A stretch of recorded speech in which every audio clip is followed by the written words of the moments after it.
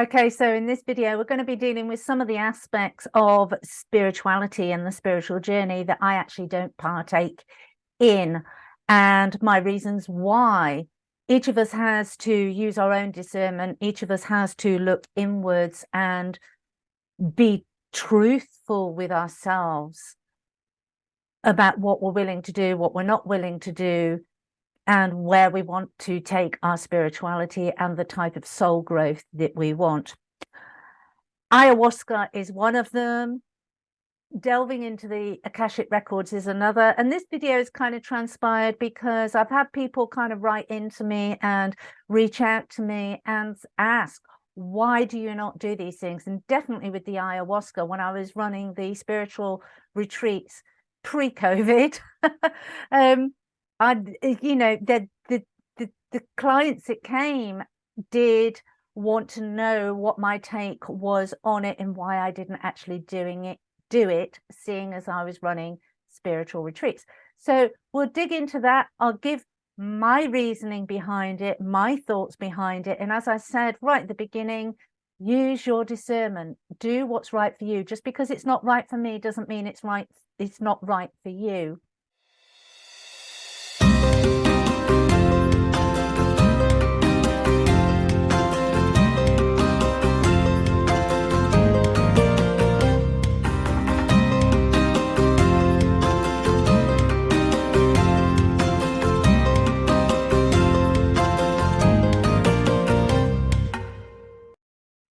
Hi, welcome to Oakfloor Door. For those of you that don't know me, my name is Claire Attio. For those that are returning subscribers, thank you, thank you, thank you. If you've not hit that subscribe link, hit it now. Ayahuasca, let's start there. Ayahuasca, why won't I do ayahuasca? Well, first off, I'm a real lightweight. When I was younger, when I was entrenched in the 3D life, I smoked, I drank, I did all the usual stuff. But as I stepped onto my spiritual journey, even caffeine now sends me, it's about listening to my body. I've never been somebody who has liked the effects of substances. I was never somebody that, even with alcohol, I never liked that point of the abyss. It was a space and a place that I just didn't I didn't like it. I didn't like how I felt. I didn't like the fact that I wasn't in control of myself.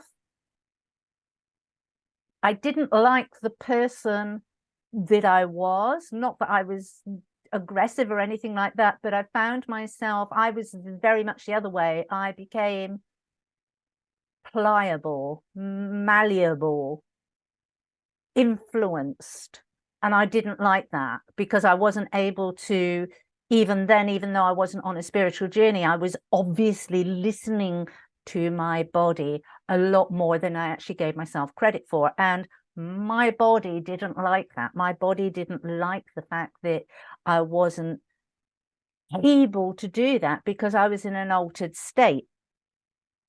Ayahuasca, I am not going to deny, ayahuasca has helped lots and lots of people, including those that have addictive personalities. It's allowed them to go in, it's allowed them to see what's happening, where it stemmed from, and to find their root causes.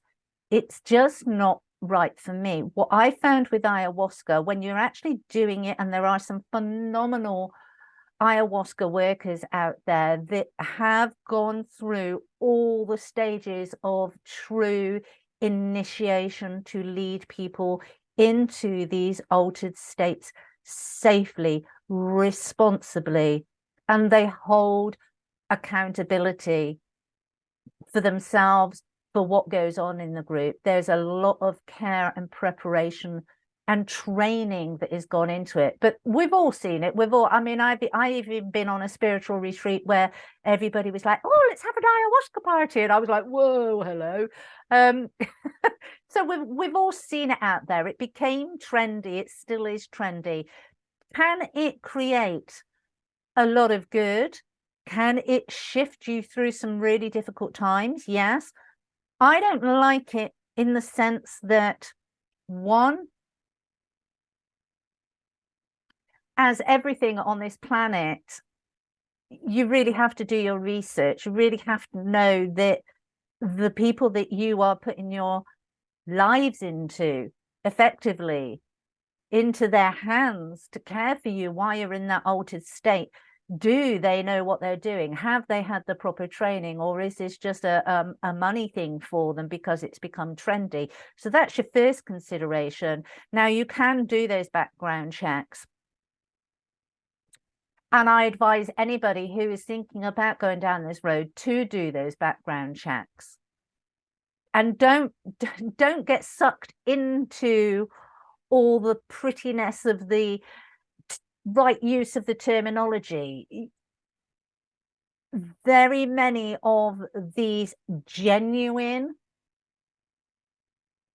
facilitators have not been part of the Western world, and so their sales skills aren't as polished. They know what they're doing, but they don't know how to sell. So be aware of that. Don't all gold is not glitter, let me put it that way. So don't get bamboozled by some really great sales pitches. The other thing from it is have a real set intention about why you want to do it. What is it you want to achieve? Have an absolute fixed intention of what you're actually doing, and that will allow you to regulate your energies as to where you go. And that kind of takes me on to why I don't do the Akashic Records, because when you go to somebody to have your Akashic Records read, or when you use substances to be able to attain those higher levels, those higher frequencies, so that you have access, you're not prepared for what you might see. You're not energetically strong to deal with what may come up. And as you progress through the spiritual journey, there are more and more of our soul selves, our soul alchemies, our soul connections, our bloodlines, our heritage, our ancestry that comes in that we don't know about when we first start. And depending on where you are on that, in that, will depend on the energies that come towards you. Now, the energies that come towards you to help you learn about who you are, and the energies that come towards you to try and stop you because of who you are. And if you're delving into a place and a space that you're not energetically prepared to deal with, it's like going to I have to be careful how I word this. I can't word how I was going to say that then, because of YouTube algorithms and the things it picks up. But if you're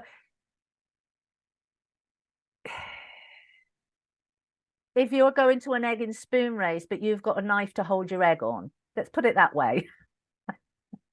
I was going to say something else that would have put the analogy really into context, but it's about making sure that you're energetically prepared. Now, we can access our Akashic Records when we get up to the Stellar Gateway through meditation, through doing the inner work, and if we do it in a chronological sense, if we do the work, we get rid of what no longer functions from our three physical chakras, and then we work up through and work up to the Stellar Gateway.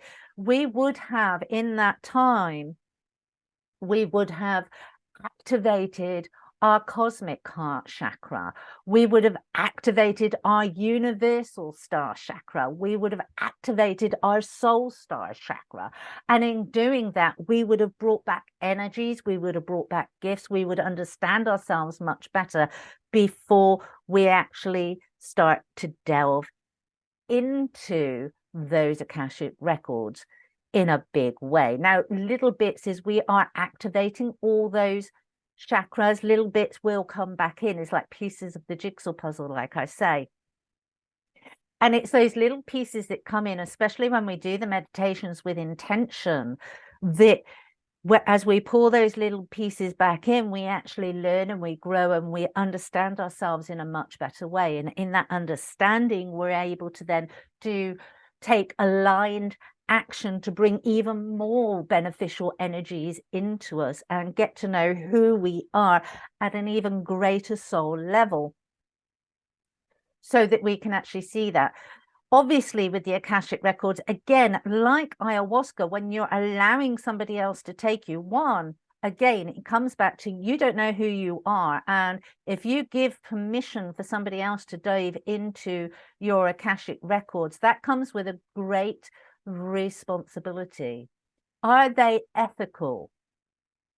Or are they going to use what they see, what they find to their own advantage? And that aside, because that's quite a sinister aspect of it, but that aside, are they sufficiently healed in themselves that they give you the information without interpretation? And we found this in religion. We can see when we read the biblical texts, whether it's the Torah, whether it's the Quran, whether it's the Bible, the information was there. The way it's presented has got humanity's interpretations. There's sticky little hands all over it. And that's why when I'm saying about religion, read the scriptures by all means, but use the brain and the heart that God gave you. I'm not here to tell you whether you should do it or not. What I'm here is I'm saying, please do your research. Please know what you're getting yourself into. Once you open these boxes, and if you don't set fixed intentions, and even when you do set fixed intentions, when you go into a trance state, you do not know what's coming towards you, and you cannot control what's coming towards you. Now, when we're doing these practices, do we need to release some of that control? Absolutely.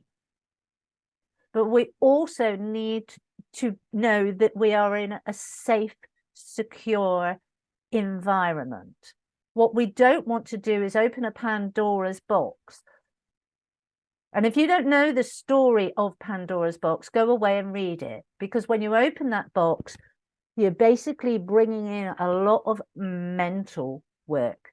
That's why it's called Pandora's box. That's why we say we don't want to open Pandora's box. Go and read the mythology of Pandora's box if you don't know it.